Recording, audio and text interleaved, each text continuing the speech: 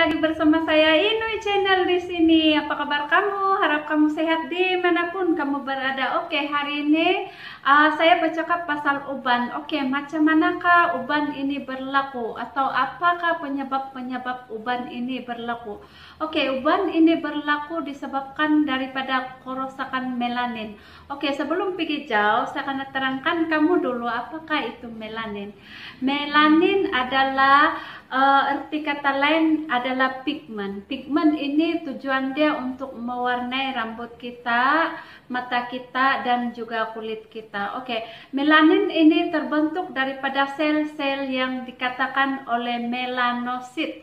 Oke, melanosit ini berfungsi untuk mewarnai rambut kita. Jadi setiap manusia atau setiap kita akan memiliki sel-sel melanosit dalam badan kita. Oke.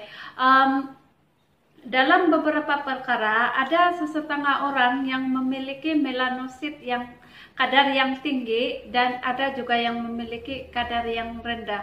Oleh sebab itu maka berlakulah kita punya kulit berlain-lain warna. Ada yang hitam, ada yang gelap, berkulit gelap, ada yang berkulit cerah, begitu. Jadi kadar melanosit dalam tubuh kita akan menentukan warna kulit kita. Jadi itulah yang membedakan di antara setiap individu itu.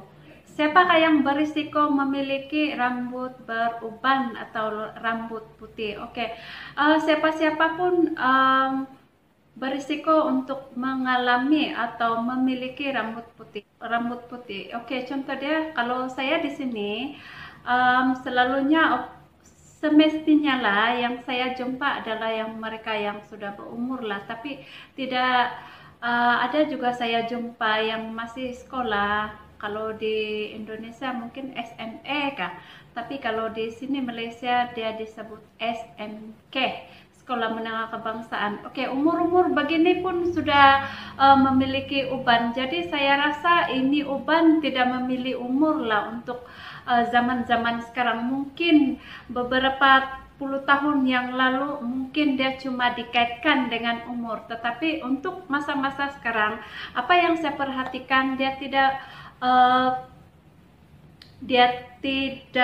semestinya terkena dengan mereka-mereka yang umur melebihi daripada 40 atau yang berusia lah maksud saya. Oke, apakah penyebab-penyebab berlakunya uban ini? Oke, penyebab yang pertama adalah stres. Hasil kajian yang ditemukan, stres boleh menyebabkan berlakunya kerusakan folikel rambut atau berlakunya kerusakan melanin dalam rambut kita. Oke, apakah kaitan stres dengan uban? Oke, kaitannya adalah bila badan kita berada dalam keadaan tertekan, dia macam fight back lah, lawan itu masalah. Oke, badan kita akan mengeluarkan satu hormon yang dinamakan kortisol. Sebenarnya kortisol ini bagus untuk badan, cuma bila dia terlalu banyak dia akan ada efek samping dengan kita punya rambut, terutamanya kita punya melanin atau pigmen rambut. Oke, bila kandungan kortisol dalam badan kita terlalu tinggi, efek dia adalah dia akan merusakkan kita punya folikel rambut dan seterusnya dia akan merusakkan pigmen atau melanin rambut kita. Jadi bila ini berlaku, rambut kita akan keluar dia putih macam itu, dan perkara ini akan berlarutan lah, maksud saya dia akan kekal, agak sukar untuk dirawat begitu. Oke, yang kedua adalah faktor usia. Oke, faktor usia memang mempengaruhi pertumbuhannya uban rambut. Oke, kalau mereka yang sudah berusia, sudah semestinya diorang punya atau mereka punya pengeluaran pigmen atau melanin itu sudah berkurangan, dan maka dengan itu berlakunya pertumbuhan rambut putih di rambut mereka yang berusia umur beginilah. Oke, yang seterusnya adalah genetik atau faktor keturunan. Siapa-siapa saja kamu atau ibu bapak kamu yang ibu bapak dia atau parent dia memiliki atau mempunyai masalah rambut beruban atau rambut putih, kamu juga kemungkinan akan mengalami perkara yang sama, tapi tidak semestinya lah, sebab contoh dia saya sendiri, umur saya sudah menjangkau 40-an. Saya punya ibu bapak sama mama saya juga memiliki uban yang sangat teruk, di mana semua rambut diorang putih sudah semua. Tapi saya bersyukurlah juga sebab saya terkecuali dengan benda ini. Abang saya sendiri di umur 30-an dia sudah mulai memiliki rambut beruban. Jadi ini saya percaya faktor genetik juga mempengaruhi adanya rambut putih ini. Oke, faktor yang seterusnya adalah kekurangan vitamin B12. Oke, siapa-siapa saja yang memiliki atau kekurangan zat vitamin B12 juga cenderung kepada memiliki masalah rambut beruban. Ini saya tidak mau bahas lebih panjang sebab saya kurang arif pasal dengan zat-zat nutren ini. Tapi apa yang saya perhatikan atau apa yang saya buat research, kekurangan vitamin B12 juga menyebabkan berlakunya uban atau bertumbuhnya uban. Oke, punca seterusnya adalah merokok. Merokok juga menyebabkan kerusakan melanin kita dan itulah berlakunya uban kita. Antara punca yang lain adalah faktor perbezaan kaum, penyakit tiroid, dan juga vitiligo. Oke, sekarang kita pergi kepada tips untuk melambatkan proses uban. Oke, tips pertama adalah kita kena ambil pemakanan atau kita kena tingkatkan pengambilan makanan yang tinggi dengan asid lemak seperti omega 3 dan juga kacang walnut begitu. Oke, kita kena tingkatkan pengambilan itu untuk menyuburkan lagi kita punya melanin atau pigmen. Begitu. Oke, yang kedua adalah kita kena elakkan daripada terlalu terdada daripada sinaran UV atau ultraviolet.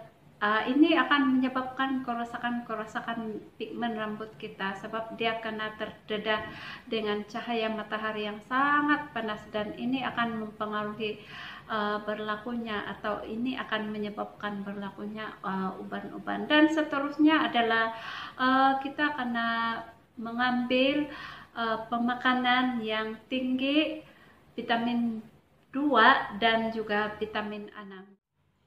Kaidah yang lain adalah dengan menggunakan lemon dan minyak kelapa. Cara rawatan dia adalah campurkan 2 sudu kecil perahan lemon ke dalam 2 sudu makan minyak kelapa. Didihkan selama 1 hingga 2 menit sehingga hangat. Biarkan sejuk dan gunakan untuk mengurut kulit kepala dan sapukan pada rambut secara rata. Biarkan 30 menit sehingga khasiatnya menyerap. Bilas dan cuci bersih dengan menggunakan shampoo dan perapi. Amalkan 2 kali dalam seminggu. Teh hitam. Ambil 2 sudu kecil serbuk teh, letakkan dalam cawan yang berisi sedikit air, saring teh dan sapukan pada rambut dan kulit kepala.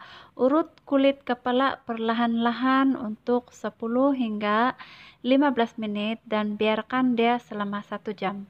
Kemudian bilas rambut, cuci bersih dengan menggunakan shampoo dan perapi. Amalkan 3 kali dalam seminggu. Biji betik.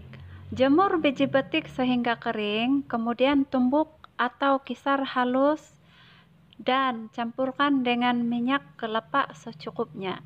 Kemudian sapukan pada rambut perlahan-lahan dan urut dengan perlahan-lahan. Biarkan selama 30 menit atau sampai kering. Kemudian bersihkan dengan menggunakan shampoo rambut. Lidah buaya atau aloe vera. Lidah buaya atau aloe vera bukan sahaja mampu menghitamkan rambut, tapi juga melebatkan rambut. Ambil bahagian lidah yang berstruktur seperti gel, sapukan pada rambut, sapu rata dan kemudian bilas bersih dengan menggunakan air sejuk. Kemudian cuci rambut bersih dengan shampoo. Amalkan 2 hingga 3 kali setiap seminggu. Bunga raya. Ambil 10 hingga 15 kuntum bunga raya dan ramas sehingga keluar minyak seperti lendir. Basahkan rambut terlebih dahulu dan lumurkan minyak seperti lendir ini pada rambut. Biarkan selama 3 hingga 5 menit dan bilas rambut sehingga bersih. Ulangi rutin ini 2 hingga 3 kali dalam seminggu. Oke, itu saja video saya untuk kali ini. Thank you kamu yang sudah menemani saya daripada awal video sampai ujung video. Harap video ini memberi manfaat untuk kamu di luar sana. Oke, see you in the next video. Bye.